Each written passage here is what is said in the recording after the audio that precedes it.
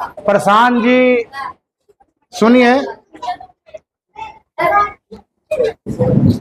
जिनका जो फोटो देख रहे हैं वो हमारे रणनीतिकार थे, मतलब ये सलाह देते थे नेता लोग को कि आप उनको जब सलाह देते थे तो नेता लोग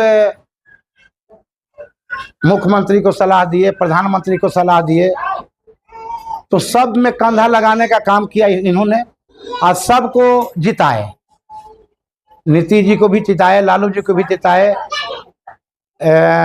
आपको स्टालिन को जिताए, केजरीवाल को जिताए। ऐसे मतलब 8 गो इस देश में मुख्यमंत्री बनाने का काम किए, सभी में कंधा लगाए।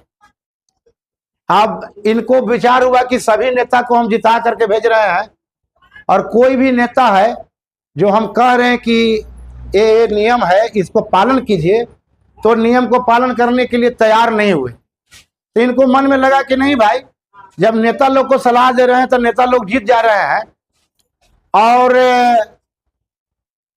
जो हम लोग ला रहे हैं योजना, वो योजना इन लोग मानने के लिए तैयार नहीं है, तो फिर ऐसे नेता को हमको सलाह देना उचित नहीं है।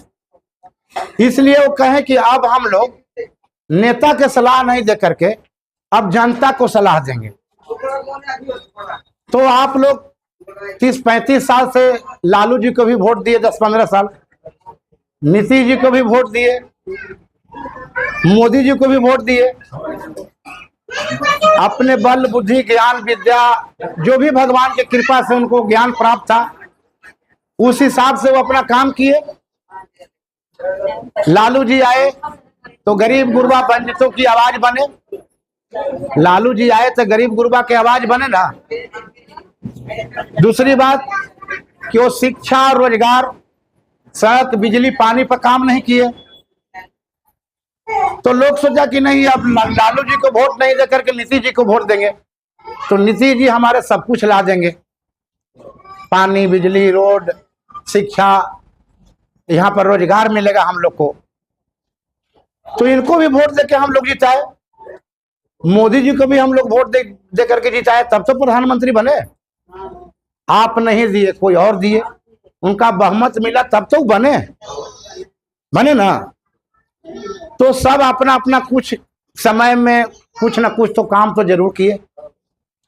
लालू जी भी सामाजिक न्याय की लड़ाई लड़े, लेकिन बिजली, पानी, शिक्षा और रोजगार नहीं दिए। तो नीतीश जी के राज में हम लोग को बिजली, पानी, रोड मिला, लेकिन यहाँ पर हमारा शिक्षा और रोजगार नहीं मिला। लोग सोच करके दिया कि नीतीश जी बहुत बढ़िया काम करेंगे, नीतीश जी विकास पुत्र हैं, लेकिन उन्होंने भी शिक्षा और रोजगार के ऊपर कोई काम नहीं किए। और मोदी जी भी है, मोदी जी को भी हम लोग वोट दिए, तो वो भी शिक्षा और रोजगार पर वोट नहीं दिए। लोग कहा कि मोदी जी वो भी विकास पुरुष हैं, वो गुजरात में कंपनी बनाए हैं बड़े बड़े, यहाँ के लोग उसमें कमाते हैं, तो हम लोग तो मजदूरे बन के न जाते हैं, उनके यहाँ मजदूरे बन के न जाते हैं। तो हमारी शिक्षा अगर हम लोग को नहीं हो तो हम लोग क्या बनेंगे? मजदूर, लेबर न बनेंगे, मजदूर बनकर आ जाएंगे। तो इसलिए प्रशांत किशोर जी कह रहे हैं, इनका 5 गो मैनिफेस्टो है, 5 लिखा हुआ है कि जन सुराज आएगा और 5 चीज हो जाएगा, समझ गए? तो इसमें लिखे हुए है कि युवाओं का पलायन बंद, मतलब बाहर जाना। जैसे सूरत पंजाब जाते हैं, लुधियाना जाते हैं, ये दिल्ली जाते हैं, चेन्नई जाते हैं कमाने के लिए।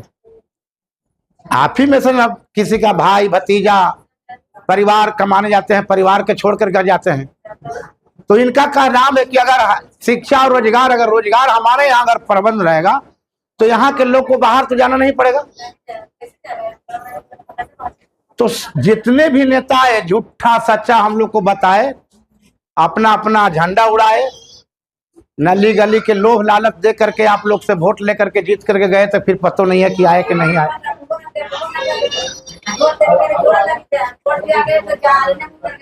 तो कहने का मतलब है कि शिक्षा और रोजगार के प्रति इनका बहुत बड़ा ध्यान है। इनके पास 10 शास्त्री विद्वान है, ये कहे कि अगर हम व्यवस्था में आएंगे, अगर आप लोग वोट देकर के, अभी वोट देने का समय नहीं है, 8 महीना 6 महीना बाकी है, लेकिन आप लोग समझिएगा, बुझिएगा, उसके बाद कह रहे हैं कि अगर मेरी व्यवस्था आएगा तो 2 साल 1 साल में यहाँ का पलायन जो है बंद कर देंगे, लोगों को जाना बाहर बंद कर देंगे, क्योंकि परिवार को छोड़ के जाता है, यहाँ से बाल बच्चा को छोड़ के जाता है, 6 महीना 8 महीना 10 महीना 1 साल रहता है, किसके लोभ लालच में? पैसे के लोभ लालच में, कि हम 10,000 कमाएंगे तो मेरा परिवार। लेकिन कह रहे कि 10-15 हजार का नौकरी हम बिहार में देंगे, मेरी अगर व्यवस्था आ जाए तब। दूसरी बात बोल रहे हैं कि बुजुर्गों का पेंशन, आप लोग का पेंशन कितना मिलता है? 400। जो को मिल रहा होगा, किसी को तो मिल भी नहीं रहा होगा, कोई बनाया भी नहीं होगा आप लोग को, क्योंकि सब जगह पैसा लग रहा है। यहाँ भ्रष्ट सरकार है, भ्रष्ट सरकार में आप कहीं भी चले जाइए आपको पैसा लगेगा ही। कि गलत बोल रहे हैं? लालू जी के राज में बंदूक के नोक पर काम हो जाता था, लेकिन इनके राज में कलम के लोग नोक पर अफसर लूट रहा है दिन दहाड़े। कि नहीं लूट रहा है? हम लोग वोट दिए थे मोदी जी को, तो मोदी जी भी देख ही रहे हैं कि 5 किलो अनाज में 4 किलो अनाज आप लोग को मिलता है ना। तो हम लोग तो कभी भी नहीं, कोई भी नेता से नहीं पूछे, कोई भी नेता से नहीं पूछे और अपना बेटा का चिंता नहीं किए। अगर आपका शिक्षा रहेगा तो आपका बेटा कुछ भी बन सकता है, आगे कुछ भी कर सकता है, लेबर तो नहीं ना बन के रहेगा। तो इनका कहनाम है कि जो भी सरकार आया जुमलाबाजी करके गया, अभक डभक बोल करके गया। तो कह रहे कि हमारी अगर व्यवस्था आती है तो 2000 बुजुर्गों को पेंशन देने का काम करेंगे।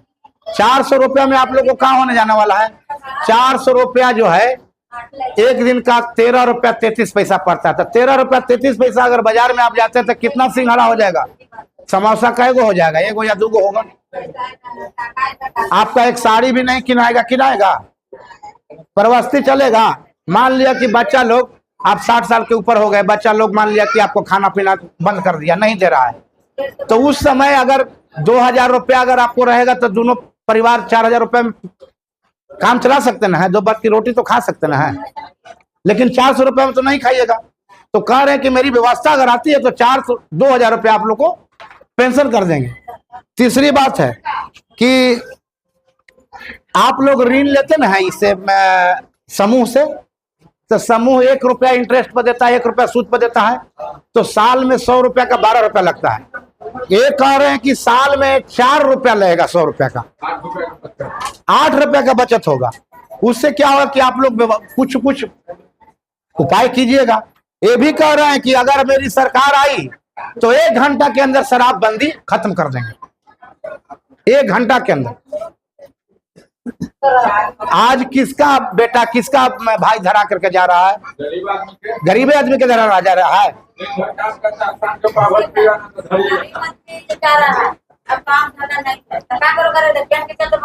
नहीं, वो तो ठीक है, वो लोग सोचिएगा, समझिएगा, बढ़िया लगेगा तो आप कीजिएगा, बढ़िया नहीं लगेगा तो नहीं कीजिएगा। गलत बोल रहे हैं? जीत और हार होते रहता है, उससे कोई दिक्कत नहीं है।